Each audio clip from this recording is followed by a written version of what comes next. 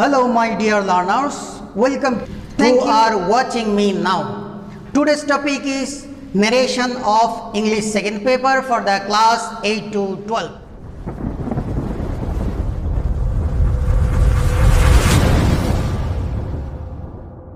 Narration.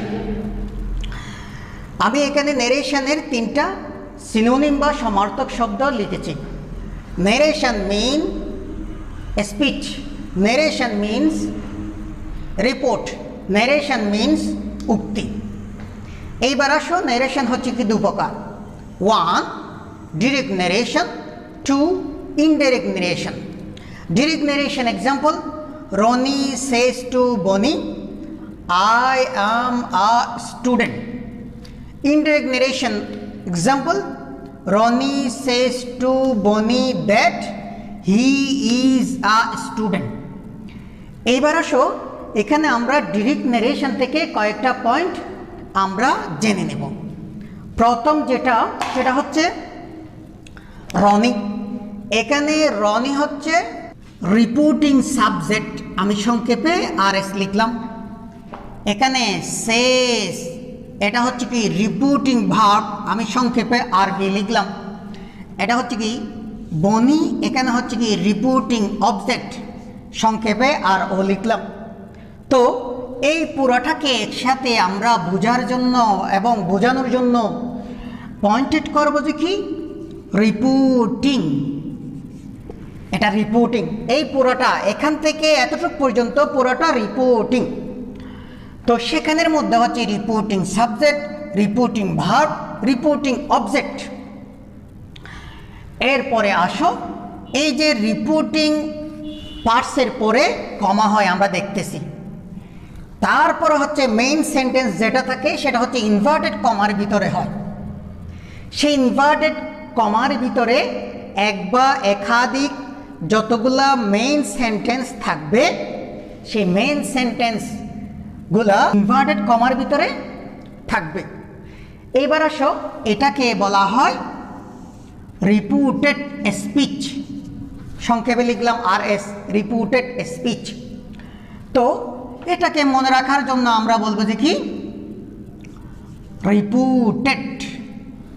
তো এখানে বাক করলে হবে reported subject, reported verb, reported object, এভাবে হবে আর কি। তো এরপরে এসে ফুল স্টপ দেখতেছি। তো ফুল স্টপ কোথায় হয় আমরা জানি। Sentence is of 5 kinds: assertive, interrogative, imperative, objective, exclamatory. সেই সেন্টেন্সগুলোর মধ্যে অ্যাসার্টিভ, ইম্পারেটিভ, অবজেক্টিভ এই তিনটার শেষে ফুল স্টপ হয়। এরপর হচ্ছে কি তোমার ইন্টারোগেটিভের শেষে নোট অফ ইন্টারোগেশন হবে, আর হচ্ছে কি এক্সক্লামেটরি সেন্টেন্সের পরে এক্সক্লামেশন সাইন বা মার্কস হবে। এইবার আসো indirect narration example. Indirect narration example আমি এখানে বোঝাতে যাব না, কারণ আমি এখনও কোনো রুলস রেগুলেশন পড়াই নাই। এটা বোঝাতে গেলে নেরেশনের রুলস রেগুলেশন পড়াতে হবে। এই জন্য এই ইনডাইরেক্ট নেরেশন কেমনে চেঞ্জ হবে এটা রুলস রেগুলেশন পরে আমরা এক্সাম্পলগুলো বুঝতে চেষ্টা করব। ডিয়ার ভিউয়ার্স, এইবার আসো সে ইন্টু টেল। সে টেল হবে। সে টেল কোথায় হবে? অ্যাসার্টিভ সেন্টেন্সে ইনডাইরেক্ট নেরেশনে টেল হবে। কখন হবে? সে এর পরে যখন অবজেক্ট থাকবে। তো তোমরা এখানে টু দেখতে পাচ্ছ, সে এর পরে টু। এটার মানে হচ্ছে কি রিপোর্টিং ভার্ব যতগুলো নেরেশনে ইউজ হয় ততগুলা রিপোর্টিং ভার্বের মধ্যে সেটা হচ্ছে কি তোমার ইন্ট্রানজিটিভ ভার্ব। এই কারণে ইন্ট্রানজিটিভ ভার্বের পরে একটা টু প্রিপোজিশন ইউজ হলো। আর টেল সহ অন্যান্য রিপোর্টিং ভার্বগুলো হচ্ছে কি ট্রানজিটিভ ভার্ব, এগুলোর পরে টু হবে না। এইবার আসো কখন সেটা টেল হবে না। সেটা টেল কখন হবে না?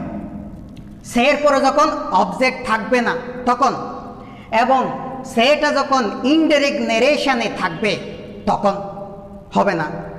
তো এখন বলবা স্যার এটা তো বুঝলাম না, ইনডাইরেক্ট নেরেশন এ থাকলে ডাইরেক্ট নেরেশনে করতে হবে না, মানে কি? মানেটা ক্লিয়ার যে এসসির স্টুডেন্ট আর হচ্ছে এসএসসির স্টুডেন্টদেরকে ডাইরেক্ট নেরেশন থেকে ইনডাইরেক্ট নেরেশন চেঞ্জ করতে হয়। কিন্তু এইচএসসি স্টুডেন্টদেরকে তার বিপরীত ইনডিরেক্ট নেরেশন থেকে ডিরেক্ট নেরেশনে করতে হয়। তাহলে বুঝতে পারতেছো তখন কিন্তু উল্টা হবে, তখন হচ্ছে কি সে আছে তুমি চাইলে টেল করতে পারবা এই ডিরেক্ট নেরেশনে, না পারবা না। তো এখন আসো সহজ কথা হচ্ছে এই যে রুলসটা বললাম সে কখন টেল হবে এটা যদি বুঝে আসে ভালো ইউজ করবা, আর বুঝে না আসলে এটা অব্লিগেটেড রুল না যে করতেই হবে, ছেড়ে দিবা, সে সব জায়গায় ইউজ করবা, ডিরেক্ট নারেশন ইনডিরেক্ট নারেশন সব জায়গায় সে ইউজ করবা। এরপরে আসো ইনভার্টেড কমা, এই যে ইনভার্টেড কমাটা দেখতে পাচ্ছ, ইনভার্টেড কমাটা উঠিয়ে ইনডিরেক্ট নারেশনে কনজাংশন বসাতে হয়, এক এক সময় এক একটা বসাতে হয়। তো এক এক সময় যে এক একটা কনজাংশন বসাতে হয় সেগুলোর অপশনগুলো আমি এখানে দিয়ে দিলাম। Inverted comma into that if whether WH what to not to cross. এইবার আসো এখানে যে তোমার সে অ্যাসার্টিভ সেন্টেন্সের ইনডাইরেক্ট নেরেশনে টেল হবে, তাইলে সেন্টেন্সে আরও 4 প্রকার আছে, ওগুলাতে কি হবে এটার ডিটেল, আর হচ্ছে এই যে কনজাংশন কোন সেন্টেন্সে কোন কনজাংশন হবে, এই দুইটা জিনিস আমি আরেকটা ভিডিও বানিয়েছি, যে ভিডিওটা হচ্ছে কি চেঞ্জিং সেন্টেন্স ইন নেরেশন। সেখানে একটা চার্ট দিয়েছি, সেই চার্টের মধ্যে সেন্টেন্স সিরিয়ালি 5 প্রকার দেখিয়েছি, কোন সেন্টেন্সে কোন রিপোর্টিং ভার্বটা ইউজ হবে আর হচ্ছে কি কোন কনজাংশন ইউজ হবে, সেখানে আমি স্পষ্ট আমি শিট আকারে রুলস আকারে দিয়ে দিছি, সেটা দেখলে তোমরা ক্লিয়ারলি বুঝতে পারবা। এইবার আসো মেথড। মেথড বলতে changing method number 1, changing person and words in narration. Number 2, changing tenses in narration. Number 3, changing sentence narration. Number 4, changing passage narration. Now let's start with the changing passage narration.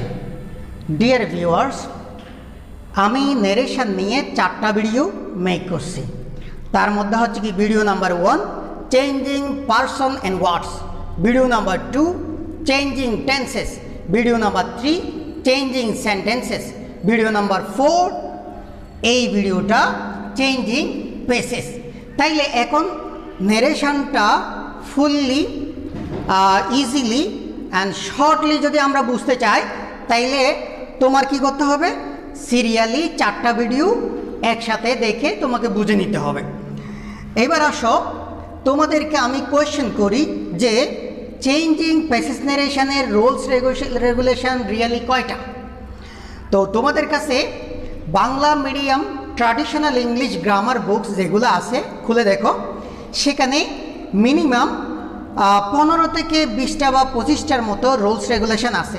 তো আমি দীর্ঘদিন ধরে যে student পড়াচ্ছি, আমি কি করি ওই যে 15 থেকে 20টা বা 25টা রুলস রেগুলেশন এগুলোকে আমি 10টার মধ্যে আমি কম্প্রেস করে হেড নোট বানিয়ে শিট আকারে সাপ্লাই দিয়ে স্টুডেন্ট পড়ায় আসতেছি। আজকে যখন আমি তোমাদের জন্য ভিডিও বানাচ্ছি তখন আমি কি করলাম, 15 থেকে 20টা 25টা নয় 10টাও নাও, সবগুলোকে আমি মাত্র 4টা রুলস রেগুলেশনের ভিতরে কম্প্রেস করে নিয়ে আসলাম। এই 4টা রুলস রেগুলেশনকে আমি বলবো basic, fundamental and main rules regulation of changing passage narration. Number 1, to identify speaker, listener and mood. আমরা যখন এক্সাম হলে কোয়েশ্চেন পেপারে চেঞ্জিং নারেশনের জন্য একটা প্যাসেজ পাবো, তখন আমাদের প্রথম যে কাজটা হবে সেই কাজটা হচ্ছে কি প্যাসেজটা ফার্স্ট টু লাস্ট রিডিং পড়ে ফেলবো। পড়ার পরে এই 1 নম্বর কাজটা টু আইডেন্টিফাই স্পিকার, সেই প্যাসেজের মধ্যে স্পিকার বা বক্তাকে আমরা শনাক্ত করব। টু আইডেন্টিফাই লিসনার, সেই প্যাসেজের মধ্যে লিসনার বা শ্রোতাকে সেটা আমরা শনাক্ত করব। করলে কি বেনিফিট হবে সেটা আমি ব্র্যাকেটের মধ্যে দিছি দেখো। আমরা স্পিকার শনাক্ত করতে পারলে তখন আমরা সাবজেক্ট শনাক্ত করতে পারবো, লিসনার শনাক্ত করতে পারলে আমরা অবজেক্ট শনাক্ত করতে পারবো। এরপরে হচ্ছে কি সেখানে যে পার্সন আছে 3 প্রকার, first person, second person, third person, কোন জায়গায় কোনটা ইউজ করতে হবে বা চেঞ্জ করতে হবে সেটাও আমরা বুঝে নিব।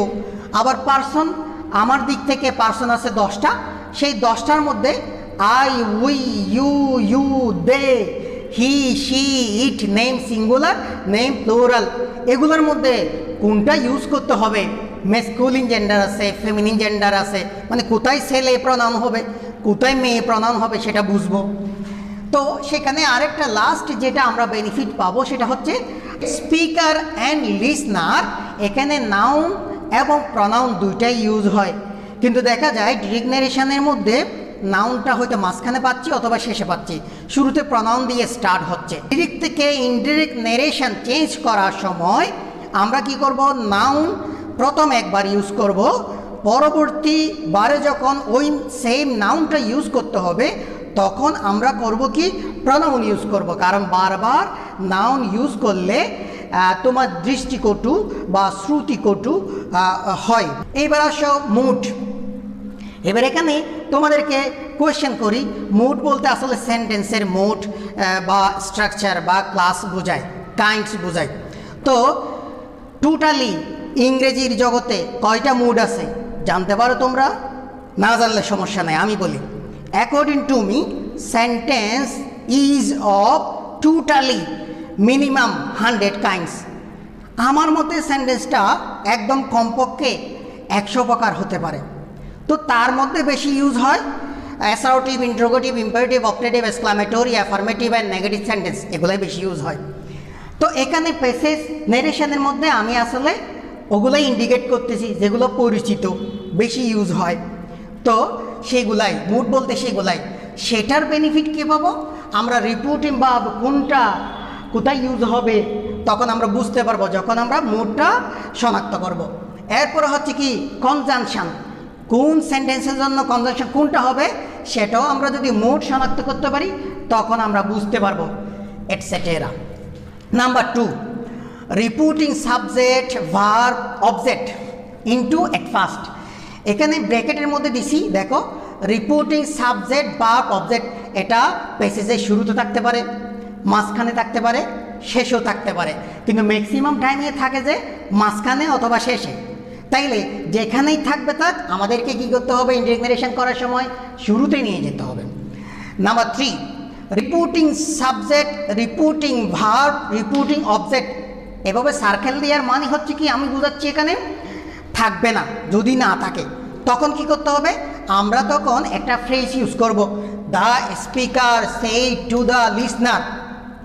তো তোমরা বলবা কি আর কিছু দেওয়া যায় না? হ্যাঁ দেওয়া যায়, আমরা দিতে পারবো the speaker said to the person, the speaker said to the person spoken to, he said to him, he said to me, she said to him, she said to me. এখান থেকে আমি তোমাদের জন্য পছন্দ করলাম এই ফ্রেজটা, এটা মুখস্থ করে রাখবা। এইবার আসো, এটা যদি দেখা যায় অ্যাসার্টিভের জন্য এই কন্ডিশনটা, যদি ইন্টারোগেটিভ হয় এই যে রিপোর্টিং ভার্বের জায়গায় আমরা আস্ক অ্যাড করে দেব, বাকিগুলো ঠিক আছে। আর অন্যান্য সেন্টেন্স যদি হয় তখন সেখানে ওই যে নির্দিষ্ট সেন্টেন্সের জন্য নির্দিষ্ট রিপোর্টিং ভার্বটা অ্যাড করে দিব, হয়ে যাবে। তবে মনে রাখবা ভয়ের কিছু নাই, এটা ম্যাক্সিমাম টাইমে আমরা অ্যাসার্টিভের ক্ষেত্রে দেখতে পাই যে সাবজেক্ট ভার্ব অবজেক্ট কিছুই নাই, সেন্টেন্স একটা পেয়ে গেলাম এরকম। নাম্বার 4, ইন অ্যাসার্টিভ, যখন আমরা দেখতে পাবো যে অ্যাসার্টিভ সেন্টেন্স প্যাসেজের মধ্যে একের অধিক, তখন কি করব, তখন কিভাবে সেন্টেন্সগুলো একটা আরেকটার সাথে জয়েন করব। তাইলে সেখানে দেখো সেন্টেন্স নাম্বার 1-এ আমরা লিখব সেইড, সেন্টেন্স নাম্বার 2-তে আমরা লিখব and added, sentence number 3 and also added, sentence number 4 and again added, sentence number 5 and further added, sentence number 6 and also added. এগুলো আবার রিপিটেশন করে করে আমরা একদম 50টা 100টা সেন্টেন্সও যদি হয় আমরা এভাবে চেঞ্জিং করে দিতে পারবো। এরপরে আসো ইন ইন্টারোগেটিভ, এটা গেলো অ্যাসার্টিভের বেলায়। এখন ইন্টারোগেটিভ যদি হয় তাহলে sentence number 1 asked, sentence number 2 and asked, sentence number 3 and also asked. Sentence number 4 and again asked. Sentence number 5 and further asked. Sentence number 6 and also asked. এগুলো রিপিটিশন করব, কিন্তু মনে রাখবা এখানে 2 বা 3 এর অধিক কখনো সেন্টেন্স প্যাসেজের মধ্যে সেম ক্যাটাগরি বা মুডের থাকে না। তারপর আমি তোমাদেরকে বলে দিলাম, let's go to the dear learners example of changing passage narration. তো তোমাদেরকে কিছুক্ষণ আগে যে rules of changing passage narration দিলাম অনলি 4টা, তার মধ্যে 1 নাম্বারটা একটু রিমাইন্ড করো যে সেখানে কি দিলাম, প্যাসেজটা পাওয়ার সাথে সাথে আমরা রিডিং পড়ব, রিডিং পড়ে আমরা 3টা পয়েন্ট শনাক্ত করব, speaker, listener and sentence mood. আসো এবার প্যাসেজটা রিডিং পড়ি। Mother said to Raju, when will you examination start? It will start on November, said Raju. How lazy you are! Learn your lesson with profound attention. May you pass the examination, said she. আমরা দেখতেছি speaker হচ্ছে কি mother, listener হচ্ছে কি রাজু, আর sentence mood দেখতে গিয়ে আমরা দেখতেছি কমন যে 5টা পরিচিত সেন্টেন্স আছে সেই 5টা সেন্টেন্সই এখানে বিদ্যমান। এটা আমি উইলিংলি করেছি যে ছোট্ট প্যাসেজের মধ্যে যদি আমি 5টা কমন সেন্টেন্সগুলো একসাথে নিয়ে আসতে পারি তাইলে আমি তোমাদেরকে একই সাথে সব সেন্টেন্সগুলোর আইডিয়া একসাথে দিয়ে ফেলতে পারবো। তো কিন্তু তোমরা ঘাবড়ে যাবে না যে এভাবে কি পরীক্ষায় আসবে কি না। এভাবে পরীক্ষায় কখনো আসবে না, পরীক্ষায় প্র্যাকটিক্যাল লাইফে যেভাবে হয় সেভাবে আসবে। প্র্যাকটিক্যাল লাইফটা কীরকম, ফেমাস গ্রামারিয়ানরা বলতেছে আমরা দৈনন্দিন জীবনে ঘুম থেকে ওঠার পর থেকে ঘুমানো পর্যন্ত এই সময়ের মধ্যে যতগুলা বাক্য বা সেন্টেন্স নিয়ে কথা বলি তার মধ্যে ম্যাক্সিমাম হচ্ছে কি তোমার অ্যাসার্টিভ পার্সেন্টেজ করতে গিয়ে বলেছেন মিনিমাম 80%। তাইলে শুধু অ্যাসার্টিভ সেন্টেন্সটা আমরা 80% এর মতো ইউজ করি, আর বাকিগুলো হচ্ছে কি অনলি 20%। ঠিক এক্সাম হলেও কোয়েশ্চেন পেপারে তোমরা এভাবেই পাবা যে বেশিরভাগ সেন্টেন্সগুলো অ্যাসার্টিভে হবে। এইবার আসো আমরা এটার চেঞ্জিং করি। এটা চেঞ্জিং করতে গিয়ে আমাদের মাথায় রাখতে হবে চেঞ্জিং প্যাসেজ নারেশনটা প্যাসেজ আকারে আসে, আমরাও প্যাসেজ আকারে লিখব, কিন্তু চেঞ্জিং করার সময় আমরা সেপারেটলি সেন্টেন্সগুলো বাক্যর করে ভেবে ভেবে লিখব, অর্থাৎ সেন্টেন্সগুলোকে সেপারেট করে আমরা চিন্তা করে তারপর চেঞ্জিং করে প্যাসেজ আকারে লিখব। আসো এবার প্রথম যেটা সেটা হচ্ছে কি mother said to Raju, when will your examination start. তাহলে এখানে দেখো নাউন যখন থাকবে সেটা ফার্স্টে লিখতে গেলে নাউনেই লিখে ফেলতে হবে। মাদার লিখতেছি আমি MOTHER মাদার। এবার এখানে আসো সেড টু চেঞ্জ হবে, সেড টু রিপিটেড স্পিচের সেন্টিমেন্ট দেখে সেড টু চেঞ্জ হবে। রিপিটেড স্পিচ দেখতেছি আমরা ইন্টারোগেটিভ সেন্টেন্স, তাইলে ইন্টারোগেটিভ সেন্টেন্স হইলে টু আস্ক রিপিটিং ভার্ব দিয়ে চেঞ্জ করতে হবে। এরপর হচ্ছে কি রাজু। তারপরে আসো এখানে ইনভার্টেড কমার জন্য চেঞ্জ হবে 3টা কনজাংশন। আমরা জানি তোমার ইফ, ওয়েদার, WH ওয়ার্ড। যখন WH ওয়ার্ড থাকবে তাইলে WH ওয়ার্ডই বসাবো, বাকি 2টা বাদ, তাইলে বসাবো হোয়েন। এরপরে আসো সব সেন্টেন্সগুলো অ্যাসার্টিভে নিয়ে যেতে হয়, আমি সেন্টেন্সের চেঞ্জিংয়ের ভিডিওর মধ্যে দেখাইছি। তাইলে সাবজেক্ট হচ্ছে কি ইউর এক্সামিনেশন, সেটা ইউর বলতে হচ্ছে কি রাজুর, তাইলে হচ্ছে কি হিজ এক্সামিনেশন। এখানে চেঞ্জিং পারসন করে বসাতে হবে এক্সামিনেশন, MINATION এক্সামিনেশন। এরপরে আসো উল্টা উড হবে, word changing, would start. Will বলো আর উড বলো দুইটাই হচ্ছে কি মডেল, তারপরে ভার্বের 1 নাম্বার হয়, তাহলে হচ্ছে কি স্টার্ট,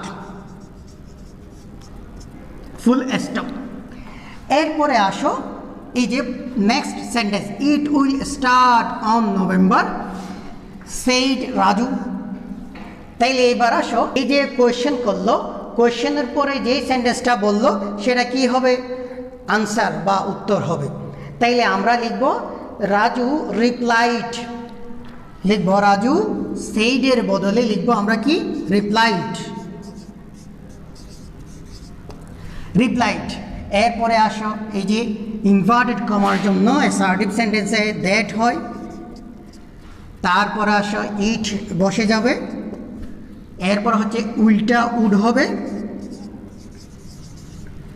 তারপরে হচ্ছে কি তোমার এরপরে স্টার্ট যেভাবে আছে বারবার 1 নাম্বার বসবে, অন 9 নভেম্বর, এগুলা যথারীতি বসে যাবে, ফুল স্টপ। এরপরে আসো হাউ লেজি ইউ আর, কথাটা কে বলছে? সেইড শি, ওই যে মা বলছে। তাইলে এখানে আমরা দিব শি, এখানে আমরা ব্র্যাকেটের ভিতরে রাখতে পারি মাদারের জন্য এম, শি। এবার সেইড, সেইড এটা কিসে পরিণত হবে? এটা হচ্ছে এক্সক্লামেটরি সেন্টেন্সের রিপোর্টিং ভার্বটা দিতে হবে, সেটা হচ্ছে exclaim with EXCLAIMED, exclaimed with, exclaim with. তিনটা ওয়ার্ড আছে তোমার, সরব, জয়, সারপ্রাইজ। কোনটা হবে? এই সেন্টেন্সটা আসলে আনন্দ বোঝাচ্ছে না, দুঃখ বোঝাচ্ছে না, এটা বিস্ময় বোঝাচ্ছে। তাইলে আমরা সারপ্রাইজ দিব, সারপ্রাইজ। তাই দিলাম শি এক্সক্লেম উইথ সারপ্রাইজ। এরপরে হচ্ছে কি কনজাংশন তোমার, এই যে ইনভার্টেড কমার জন্য দ্যাট, তারপর হচ্ছে কি সাবজেক্ট দেখতেছি ইউ, ইউ হচ্ছে কে? রাজু, তাইলে হি হবে। এরপরে এমিজার থাকলে ওয়াজ হয়, আর সেখান থেকে হির জন্য ওয়াজ হয়। তারপর হচ্ছে হাউ এবং হোয়াট থাকলে, আমি সেটাও আগের ভিডিওতে দেখাইছি, সেটা কি হবে? ভেরি। এরপর হচ্ছে কি lazy, full stop.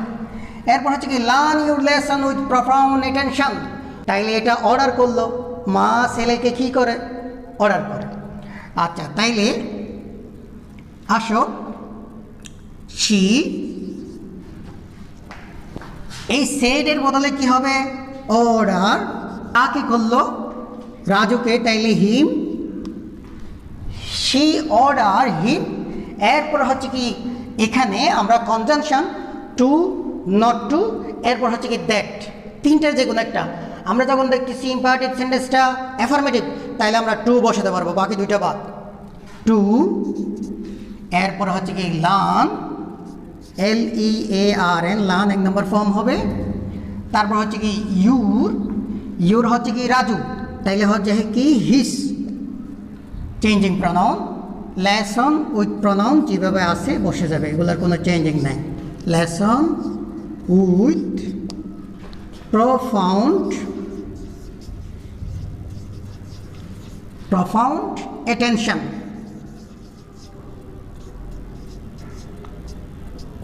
Attention, full stop. Last sentence, may you pass the examination, এটা মা ছেলেকে দোয়া করে দিল। তো এখানে আমরা চাইলে THEN দেন তারপর ওয়ার্ডটা দিতে পারি, না দিলেও চলবে। তাইলে আমি দিচ্ছি এখানে THEN দেন শি কি করলো? উইশ করলো, ISHED, উইশড, শি উইশড। এখানে আমরা অবজেক্টটা বসাতেও পারি, নাও বসাতে পারি। দ্যাট, কনজাংশন দ্যাট, তাইলে কনজাংশন দ্যাট বসাইছি। এরপর হচ্ছে কি সাবজেক্ট হচ্ছে ইউ, ইউকে রাজু, তাইলে প্রনাউন হবে হি। এরপর হচ্ছে কি মেয়েটা মাইট হবে। তারপর হচ্ছে কি পাস দ্য এক্সামিনেশন, পুরোটা বসে যাবে, pass the examination, examination, full stop. Okay, dear friends, if you have any question, suggestion or demand, please send me. And if you are benefited with my video, please like, comment, share. That's all.